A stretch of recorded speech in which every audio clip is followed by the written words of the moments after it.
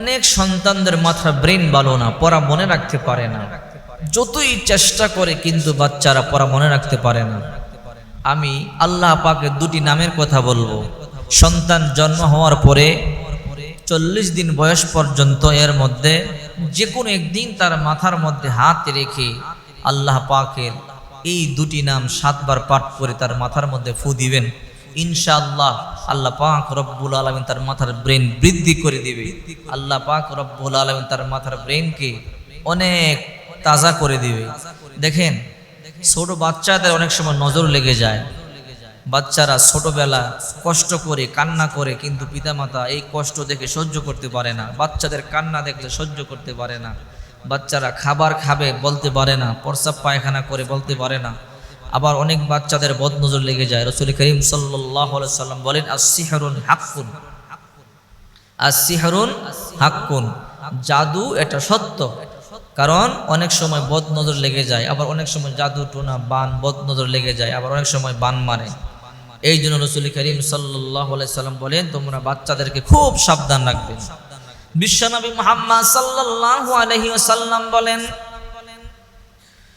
যখন কোনো শিশু জন্মগ্রহণ করবে 7ম দিন তার সুন্দর একটা নাম রাখবে, ফালি হোসেন, সুন্দর নাম রাখবে।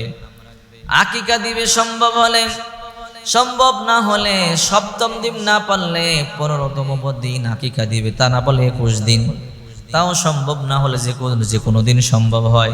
আল্লাহর হাবিব বলেন, চুলগুলো চাচার পরে যে পরিমাণ হবে ওই পরিমাণ উপাদান করে দিবে, সুন্দর নাম রাখবে, আকিকা করবে, ওই বাচ্চাকে আল্লাহ সমস্ত বিপদ থেকে হেফাজত করবে। আবার আল্লাহর হাবিব বলেন, ফাইদা বালাগা ফালইউজাউইজ, যখন বালেগ হবে তাকে বিবাহ পড়িয়ে দিবে, বিবাহ করিয়ে দিবে। এটা হলো রাসূল করিম সাল্লাল্লাহু আলাইহি ওয়াসাল্লাম সুন্নাহ পদ্ধতি। বলছিলাম যে এই দোয়াটির কথা, যদি আপনি সন্তান জন্মের পরে, ভূমিষ্ঠের পরে 40 দিন বয়স হওয়ার আগে যদি এই বাচ্চার মাথার মধ্যে হাত দিয়া আল্লাহ পাকের 2টি নাম পড়ে যদি তার মাথার মধ্যে আপনি ফু দিতে পারেন, আল্লাহ তাআলা তার ব্রেনকে শার্প করে দিবে, তার ব্রেন বেড়ে যাবে, তার সকল পড়া মনে থাকবে। আল্লাহ পাকের 2টি নামের মধ্যে একটা নাম হলো ইয়া আল্লাহ, আরেকটি হলো ইয়া বার, অর্থাৎ আল্লাহু ইয়া বারু, ইয়া আল্লাহু ইয়া বারু, ইয়া আল্লাহু ইয়া বারু, এইরকম 7 বার পাঠ করবেন। 7 বার পাঠ করে তার মাথার মধ্যে ধরে ফু দিয়ে দিবেন, আল্লাহ তাআলা তার মাথার ব্রেন বৃদ্ধি করে দিবে। কম্পিউটার ফেল হবে, আর কম্পিউটার তো মানুষে বানাইছে। সন্তানের মাথার ব্রেন খারাপ হলে পিতা মাতার মন খারাপ হয়ে যায়। ক্লাসের মধ্যে ফেল হলে, পরীক্ষায় ফেল হলে যখন সন্তান চোখের পানি সারিয়া কান্দে, পিতা মাতার মন তখন খারাপ হয়ে যায়।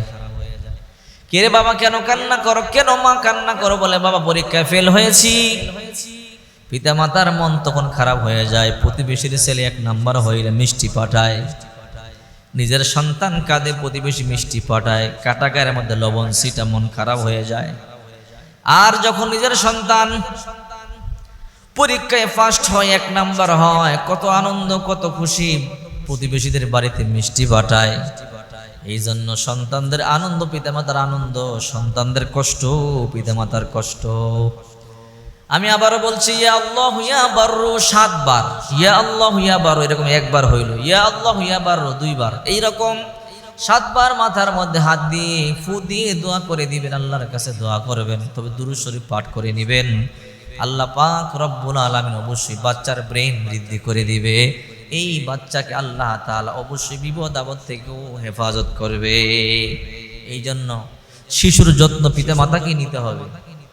যদি আপনি কোরআন সুন্নাহ মোতাবেক চলতে পারেন, আপনার শিশুকে চালাতে পারেন, তাহলে অবশ্যই এই শিশুকে আল্লাহ তাআলা বিপদ আপদ থেকে হেফাজত করবে।